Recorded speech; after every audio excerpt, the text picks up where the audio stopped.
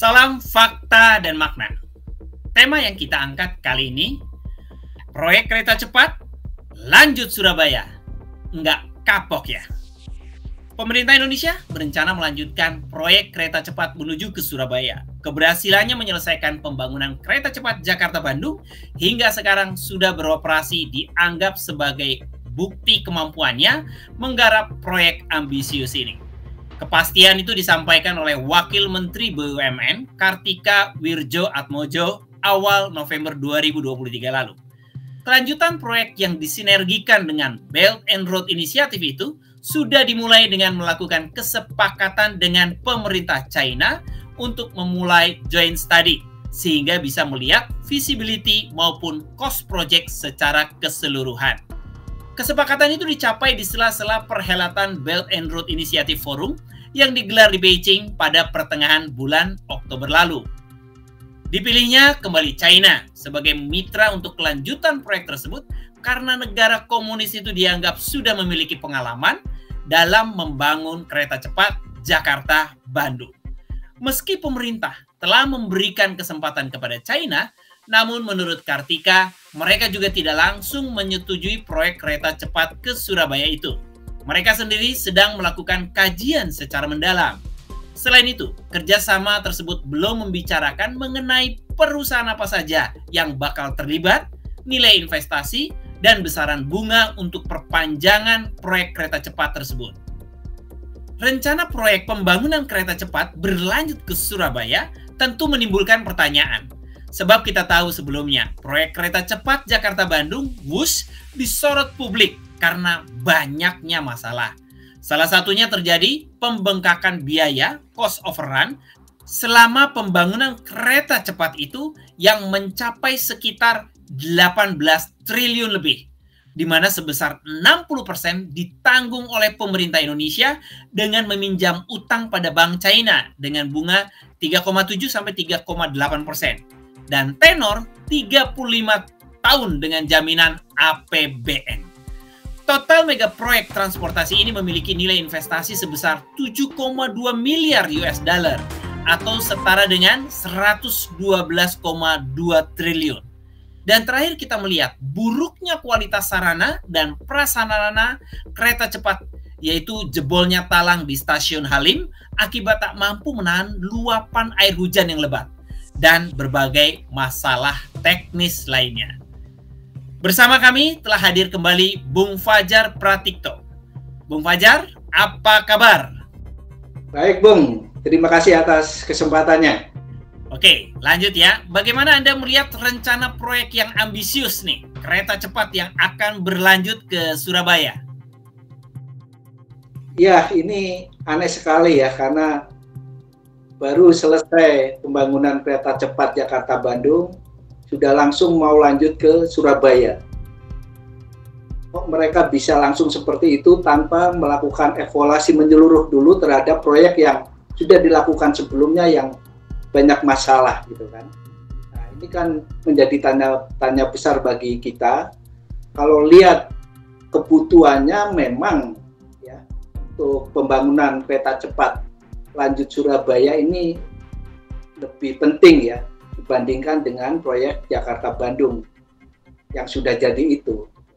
Karena dalam rencana awal ketika kita mau membuat kereta cepat, sebetulnya yang dirancang adalah Jakarta-Surabaya, dan itu sudah sejak tahun 2012 rancangan itu. Tapi tiba-tiba kemudian beralih ke Jakarta-Bandung. Nah, ini ada faktor lain ya, faktor politis juga sebetulnya. Jadi itu saya kira kita terlalu terburu-buru ya untuk merencanakan itu. Tiba-tiba kemudian dalam kunjungan ke Cina dibicarakan follow up setelah selesainya pembangunan proyek kereta Jakarta-Bandung, dan langsung saja mereka membuat joint study. Betul ya, jadi itu aneh. Tiba-tiba harusnya Jakarta-Surabaya jadi Jakarta-Bandung. Nah, ada kemungkinan jalur kereta cepat dari Bandung menuju Surabaya akan melalui Bandara Kertapati di Majalengka, terus melewati Semarang. Nah, bagaimana Anda melihat ini? Ya, memang rute seperti itu ada kemungkinan ya, karena memang harus dihidupkan bandara yang sudah lama dibangun ini, Bandara Kertapati, bandara internasional di Jawa Barat. Tapi sejak selesai dibangun sampai sekarang masih sepi ya, tidak ada penerbangan di sana, sehingga pemerintah mungkin berpikir ini solusinya untuk mengatasi masalah kesepian di Bandara Kertapati ini ya, sehingga akan diambil jalur zigzag dari Bandung menuju ke Kertapati Majalengka, kemudian lanjut ke Semarang, terus turun ke Jogja, Solo, baru lanjut ke Surabaya. Ini jalur zigzag yang menurut saya agak aneh juga sebetulnya, karena menurut rancangan kereta api nasional sebetulnya tidak seperti itu. Kereta api menuju Surabaya, kalaupun sudah selesai yang Jakarta-Bandung, ya mereka akan melanjutkannya dari Bandung menuju ke Surabaya lewat jalur konvensional yang dilalui oleh kereta api biasa. Jadi lewatin Yogyakarta, Surakarta, baru ke Surabaya. Gitu. Oke, itu sebagai catatan ya. Jadi jalurnya adalah jalur zigzag dan menggunakan jalur konvensional yang sudah lama ya. Nah, Menteri BUMN Erick Thohir beralasan ada peluang lain keterlibatan pelaku industri dalam negeri dalam proyek kereta cepat menuju Surabaya itu. Bagaimana tanggapan Anda? Ya, bagus saja ya sebetulnya apa yang dikatakan Pak Erick Thohir, bahwa itu akan melibatkan PT Industri Kereta Api ya, yang memang spesialis membuat rel-rel, membuat gerbong kereta yang saya kira perlu dilibatkan kalau memang proyek ini jadi menuju ke Surabaya ya. Tapi sebetulnya pelibatan perusahaan atau industri swasta ini kan sudah dilakukan ya. Maksudnya pelibatan perusahaan negara ya, seperti dalam proyek kereta api Jakarta-Bandung juga sudah melibatkan konsorsium nasional, di mana ada Waskita Karya, ada Jasa Marga, ada Perkebunan Nasional 4, kemudian ada PT Kereta Api Indonesia gitu. Jadi 4 perusahaan negara ini yang membuat satu konsorsium bersama dengan konsorsium dari Cina gitu, yang namanya kemudian PT Kereta Cepat Indonesia. Jadi itu sudah dilakukan. Ya. Tapi yang menjadi kekhawatiran adalah pembicaraan seperti yang lalu ya, yang Jakarta-Bandung B2B ya, tapi kemudian akhirnya jaminan utang pakai APBN. Nah, kalau kita mau evaluasi singkat, apa saja sih masalah yang muncul dalam pembangunan kereta cepat Jakarta-Bandung kemarin yang sepertinya sangat kontroversial? Ya, saya kira banyak sekali ya, seperti yang sudah diutarakan oleh para analis ya, bahwa dari awal saja ya, dari tendernya saja sudah bermasalah, karena waktu itu diikuti oleh China dan Jepang. Bahkan Jepang sendiri sudah melakukan studi kelayakan ya, sudah memberikan laporannya bahkan, tapi tiba-tiba China yang dipilih karena alasan penawaran harga mereka lebih murah dan dilakukan dalam bentuk B2B ya. Nah, ini yang kemudian membuat pemerintah jatuh hati untuk menerima tawaran dari China ini. Tapi ternyata kan kita melihat bahwa terjadi pembengkakan biaya yang cukup besar ya. Kalau cuma 1-2 triliun mungkin oke lah, bisa dimaklumi. Tapi ini kan sampai hampir 19 triliun gitu. Ini jumlah yang sangat besar gitu, dan 60%-nya kan harus ditanggung oleh pemerintah kita dengan jaminan APBN. Jadi sudah bukan B2B lagi, tapi sudah G2G kan. Nah, ini saya kira betul, ya. Kita mesti belajar dari sini kalau mau melanjutkan pembangunan proyek kereta cepat ke Surabaya ini. Di samping soal pembengkakan biaya, kita juga melihat proses alih teknologi yang saya kira tidak berjalan dengan baik ya untuk proyek kereta cepat Jakarta-Bandung. Itu bisa dilihat dari komposisi pekerja China dan pekerja lokal kita gitu. Jadi kalau kita lihat sekarang nih, setelah mulai beroperasi ya. Laporan Tempo tanggal 23 Agustus lalu menyebutkan bahwa jumlah pekerja Cina ini 771, sementara pekerja lokal cuma 95 orang gitu. Ini pekerja Cina baru level staff ya, belum level menengah ke atas, dari mulai manajer, kemudian sampai ke penerjemah lah paling enggak. Itu belum sampai ke situ. Jadi ini sangat aneh sekali, gimana mau terjadi alih teknologi kalau jumlah pekerja asal China ini masih jauh lebih besar dari para pekerja lokal. Itu, Bu. Ya, betul, itu sebagai satu catatan ya. Di awal China mengatakan B2B, tapi akhirnya menjadi G2G. Dan kemudian seperti yang tadi diungkapkan ya oleh Bung Fajar, ternyata tenaga kerja dari China itu sampai 771 orang lebih gitu ya. Sementara orang Indonesia hanya 95 orang. China memberikan manis di depan gitu ya, janji-janji manis, taunya pahit di belakang. Kalau pemerintah kita tetap ngotot melanjutkan proyek pembangunan kereta cepat ke Surabaya dan memilih China, apa yang mesti dilakukan? Ya, kita mesti belajar dari kesalahan dalam pembangunan proyek kereta cepat Jakarta-Bandung ya. Ya, kita mesti harus berani untuk negosiasi ulang ya atas proses yang sudah berjalan. Kalau perlu ya ditender ulang gitu. Saya setuju dengan pernyataan anggota Komisi 5 DPR RI ya, Suryadi Jaya Purnama, bahwa kalau mau melanjutkan kereta cepat ke Surabaya harus dinegosiasi ulang dan ditender ulang gitu. Karena ini sangat penting gitu. Jangan belum apa-apa sudah ditentukan lagi kontraktor dari China, ya, kita nggak bisa menjamin tidak adanya pembengkakan biaya lagi, kemudian masalah tadi alih teknologi yang menurut saya sangat kecil. Karena selama ini kan pemerintah membanggakan dengan proyek kereta api cepat ini menyerap banyak tenaga kerja kita ya. Buktinya ya ternyata nggak signifikan juga gitu kalau dibandingkan dengan jumlah pekerja dari China gitu. Nah, ini hal-hal seperti ini yang harus menjadi pelajaran berharga buat pemerintah ya kalau berniat melanjutkan kembali proyek kereta cepat menuju ke Surabaya ini. Ya, dan satu hal yang menjadi keberatan dari banyak pihak juga ya, bahwa khawatir ini menjadi debt trap ya. Jadi hutang kita semakin besar dan akhirnya menjerat leher kita dan akhirnya kedaulatan kita hilang gitu ya. Oke, kembali ke soal kereta cepat Jakarta-Bandung. Bus ini kan sudah beroperasi dan kayaknya pemerintah happy karena banyak penumpangnya, benarkah?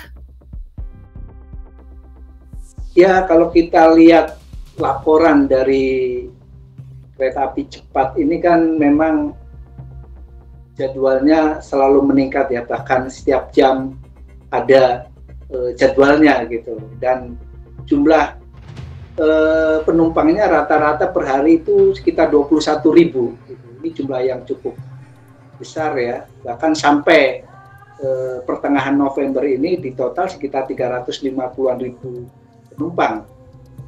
Tapi menurut saya ini kan masih harga promosi ya, masih harga promosi, jadi orang ya senang-senang aja naik kereta api cepat ini, dan mereka sangat penasaran tentu karena ini kan sebuah kereta api cepat yang ya teknologi baru buat kita, udah transportasi yang sangat modern ya, pasti semua orang pengen mencoba dan itu sudah terjadi karena dengan promo ini banyak orang yang berminat untuk naik kereta cepat ini. Cuma dugaan saya ini ya hanya beberapa bulan saja, setelah itu ya mereka akan kembali ke moda transportasi sebelumnya seperti mobil pribadi, travel, bis dan sebagainya gitu, kereta juga. Jadi ini awal-awal saja saya kira antusiasme sesaat bagi masyarakat kita ya. Coba saja kita lihat 6 bulan ke depan, apakah masih tetap ramai ketika sudah tidak ada promosi harga lagi, atau akan sepi gitu. Ini bisa menjadi evaluasi kita bersama. Ya, ini menarik ya. Ya, kalau misalnya dibilang euforia sementara gitu ya, kita lihat apakah dalam 6 bulan apakah tetap seramai ini gitu ya. Karena yang kita tahu bahwa sebetulnya kereta cepat Jakarta-Bandung bukan yang urgen sebetulnya ya, seperti yang disampaikan tadi. Nah, selain itu, kereta cepat Jakarta-Bandung juga ternyata banyak masalah teknis yang ternyata cukup mengkhawatirkan kenyamanan penumpang ya. Bagaimana menurut Bung Fajar? Iya, ada hal-hal kerusakan teknis ya yang kemarin sempat viral, seperti terjadinya alang yang bocor ya, yang kemudian ditanggepin oleh pihak manajemen kereta api cepat itu sebagai hal yang biasa dan masih aman-aman saja. Oke lah kalau begitu ya. Tapi kan kemarin juga sebelumnya ada keterlambatan feeder misalnya yang dari stasiun Padalarang menuju ke Bandung yang cukup lama, yang membuat para penumpang terkantung-kantung juga. Bahkan sempat terjadi insiden kecil ketika lampu padam ya di satu titik yang membuat kereta api tidak bisa berjalan. Ini hal-hal teknis ini kan sepertinya banyak terjadi ya. Sebelumnya juga ada pekerja yang meninggal dan sebagainya. Ini mestinya harus segera ditangani oleh pihak perusahaan ini ya, karena bagaimanapun itu menunjukkan profesionalisme mereka dalam menjalankan kereta cepat Jakarta-Bandung ini. Ya, kita harapannya hal-hal seperti ini tidak terjadi lagi ya, sehingga penumpang tidak dikecewakan. Nah, sebetulnya siapa sih yang lebih diuntungkan dari pembangunan kereta cepat WUS ini? Ya, saya kira ini kan ambisi kekuasaan ya. Jadi ingin menunjukkan bahwa mereka berhasil membuat sebuah moda transportasi masif yang modern gitu. Karena kan di Asia Tenggara meskipun sudah ada, tapi ini yang dinilai menggunakan teknologi terakhir yang dimiliki oleh China gitu. Dengan jumlah biaya proyek ini yang cukup besar kan. Jadi ini ada sesuatu kebanggaan bagi penguasa sekarang untuk menunjukkan bahwa mereka berhasil dalam pembangunan infrastruktur, salah satunya adalah kereta cepat Jakarta-Bandung ini. Tapi di sisi lain saya juga melihat ini adalah ingin ditunjukkan oleh Presiden kita Jokowi ke Presiden China Xi Jinping bahwa Indonesia atau proyek Belt and Road inisiatif di Indonesia ini salah satunya kereta api cepat sudah berhasil dan mereka siap untuk menerima proyek berikutnya gitu. Jadi saya lihat ini untuk menyenangkan Presiden Xi Jinping juga sebetulnya. Proyek Belt and Road inisiatif di Indonesia ini berhasil. Tentu secara politik ini juga menguntungkan Presiden Jokowi untuk langkah berikutnya. Ya, betul ya. Semoga Presiden kita Pak Jokowi menyadari juga ya dampak ya dari pembangunan yang sepertinya prestisius tapi banyak mengorbankan APBN yang sebetulnya juga berarti mengorbankan kesejahteraan rakyat. Rakyat akhirnya harus menanggung hutang yang terus menumpuk dan tidak tahu kapan bisa terbayarkan. Terima kasih Bung Fajar atas kesempatannya. Semoga nanti kita berjumpa lagi di kesempatan edisi berikutnya. Salam fakta dan makna.